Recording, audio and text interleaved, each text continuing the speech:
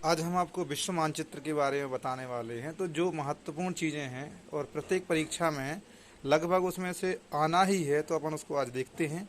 तो हम आज आपको पृथ्वी की स्थिति किस प्रकार से, कौन सी रेखा कहाँ से निकली है, तो हम उसको आज जानेंगे। तो ये हमारी मान लो पृथ्वी है, तो पृथ्वी के बीचों बीच से एक रेखा गुजरती है जिसे हम भूमध्य रेखा या 0 डिग्री अक्षांश कहते हैं। इसको हम भूमध्य रेखा भी कहते हैं क्योंकि यह पृथ्वी को दो भागों में बांट रही है, इसे भूमध्य रेखा और इसका दूसरा नाम जीरो लाइन भी कहते हैं और इसको विषुवत रेखा भी कहा जाता है, विषुवत रेखा।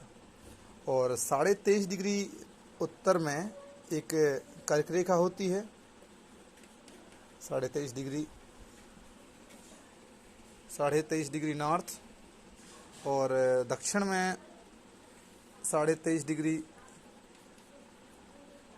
साउथ, जिसे हम कर्क रेखा, इसको मकर रेखा बोलते हैं। और ऊपर की जो रेखा है इसे कर्क रेखा कहा जाता है। और उत्तर में 66.5 डिग्री, जिसे हम आर्कटिक वृत्त कहते हैं। और जो नीचे 66.5 डिग्री साउथ में रहेगी उसे हम इसको बोलते हैं अंटार्कटिक वृत्त।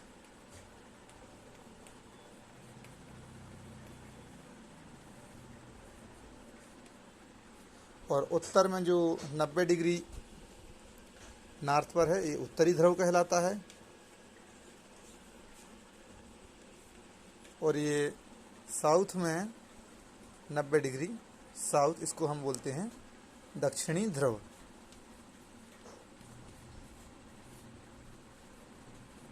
ये 3 प्रकार की रेखाएं बहुत ही महत्वपूर्ण है। एक तो बीच वाली ये रेखा जो पृथ्वी को लगभग 2 बराबर भागों में बांटती है, इसे भूमध्य रेखा या विषुवत रेखा।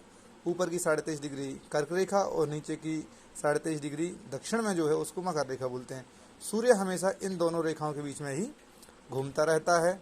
अब जब सूर्य की किरणें यहाँ से ऊपर की ओर, चाहे ध्रुव उत्तरी ध्रुव की ओर देखें या दक्षिणी ध्रुव की ओर, यह हमेशा तिरछी पड़ती है। यहाँ से लेकर यहाँ तक पृथ्वी के इस भाग में सूर्य की किरणें तिरछी पड़ती है और यहाँ पर, यहाँ से लेकर यहाँ तक इस जगह में एकदम बिल्कुल सीधी पड़ती हैं। अपने यहाँ पर 21 जून को सीधी पड़ती हैं रेखाएं सूरज की किरणें, और अपने मकर रेखा पर ये 22 दिसंबर को पड़ती हैं। तो अपन उसको भी समझेंगे।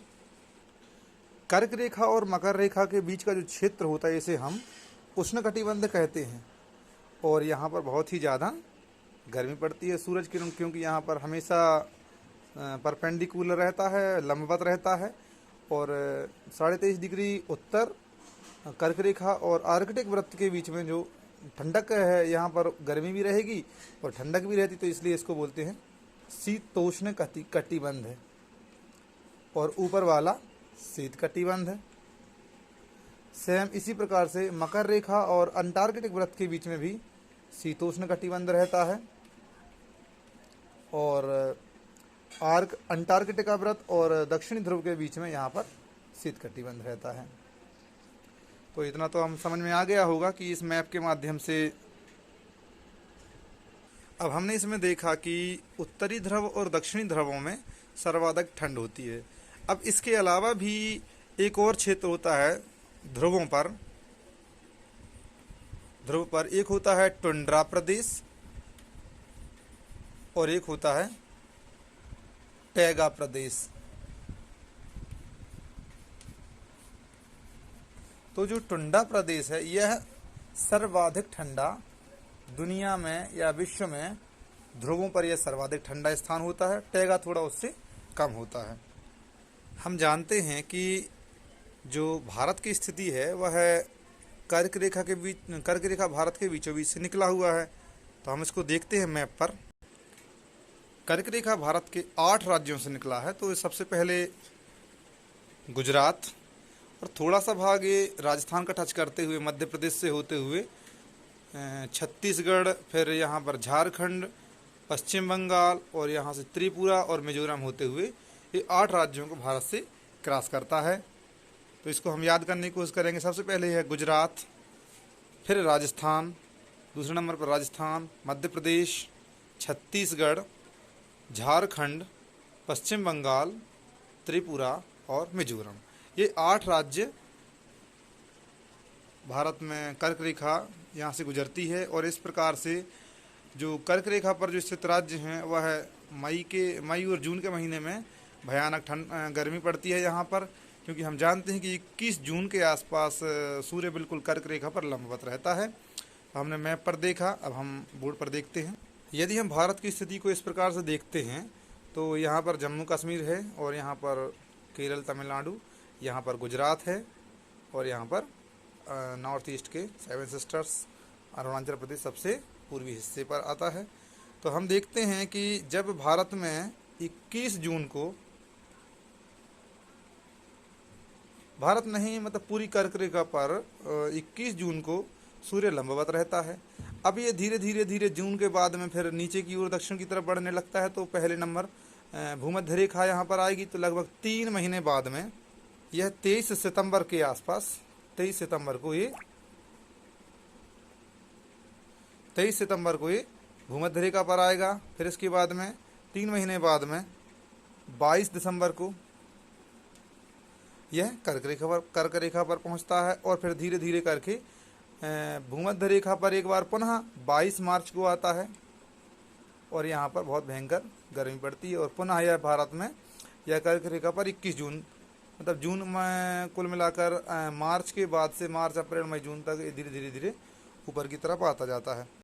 हम यह बता सकते हैं कि 21 जून को जब कर्क रेखा पर सूर्य एकदम लंबवत चमकता है, तो यहाँ पर सबसे बड़ा दिन होता है 21 जून को। तो इसी दिन सबसे छोटी रात होगी भारत की।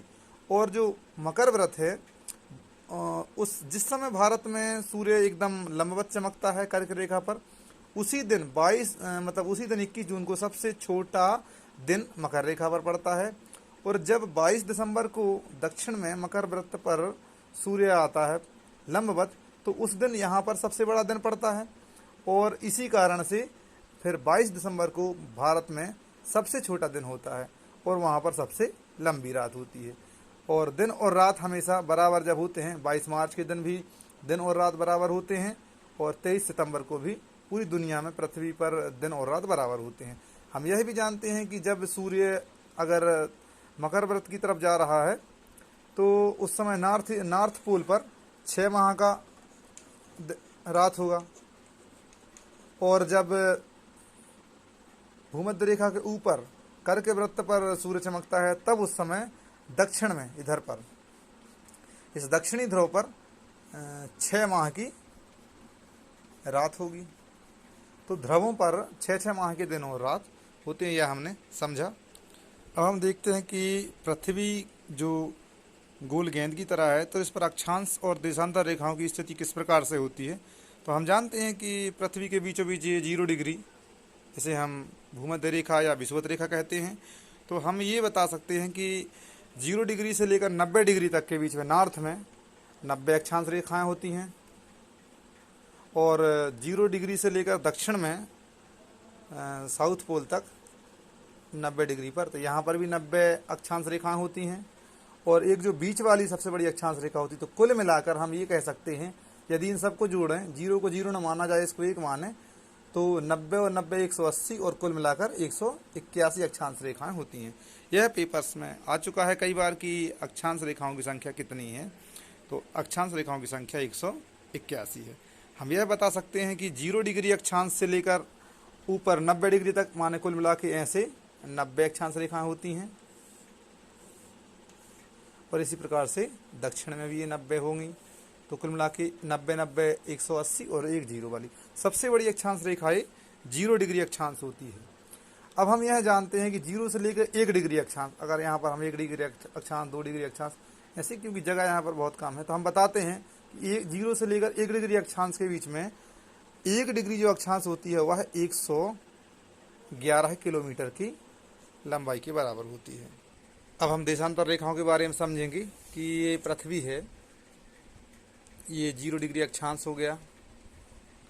तो अक्षांश जो रेखाएं होती हैं वो तिरछी लाइनें होती हैं पृथ्वी पर, ग्लोब पर, और जो देशांतर रेखाएं होती हैं वह खड़ी होती हैं। तो ये उत्तर ध्रुव हो गया जी, ये दक्षिणी ध्रुव हो गया है, साउथ पोल। तो इस प्रकार से देशांतर रेखाएं इस प्रकार से रहती हैं, इस प्रकार से इनकी स्थिति होती है।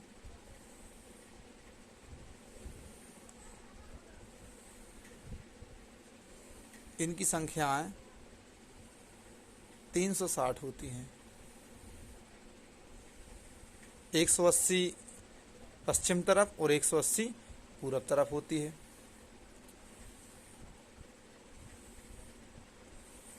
तो कुल मिलाकर 180 देशांतर पश्चिम तरफ होते हैं, 180 देशांतर पूरब तरफ होते हैं। तो 180 पूर्व तरफ और 180 पश्चिम तरफ। तो कुल मिलाकर जो देशांतरों की संख्या होती है वो 360 होती है। देशांतर कितने होते हैं? 360। सबसे जो बड़ा देशांतर होगा वो 0 डिग्री पर इन दो बिंदुओं को मिलाने वाला देशांतर सबसे बड़ा होता है, क्योंकि इसकी जो लाइनिंग है इस प्रकार से, ये सबसे बड़ी देशांतर है ये वाली, 180 डिग्री वेस्ट में और 180 डिग्री ईस्ट में। देशांतरों के आधार पर ही प्रत्येक देश का समय निर्धारित होता है। अब जो चूंकि भारत की स्थिति इस जगह पर है, कर्क रेखा यहाँ से निकलती है 23.5 डिग्री,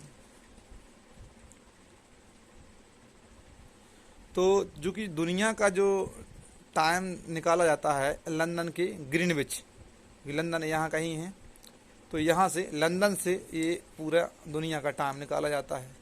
जब लंदन में 12 बजा रहता है तो हमारे यहाँ पर 5:30, क्योंकि भारत 5.5 घंटा ग्रीनविच मीन से आगे चलता है, क्योंकि यह है पूर्व दिशा में है और पूर्व दिशा में सर्वोत्तम सूर्य इस तरफ जापान तरफ दिखता है। फिर धीरे धीरे करके इसी हिसाब से टाइम बनाया गया है सूर्य के उदय होने के हिसाब से। तो जिस समय लंदन में 12 बजता है तो उस समय भारत में 5:30 बजा रहता है। ये 5.5 घंटा ग्रीनविच मीन टाइम से आगे चलता है।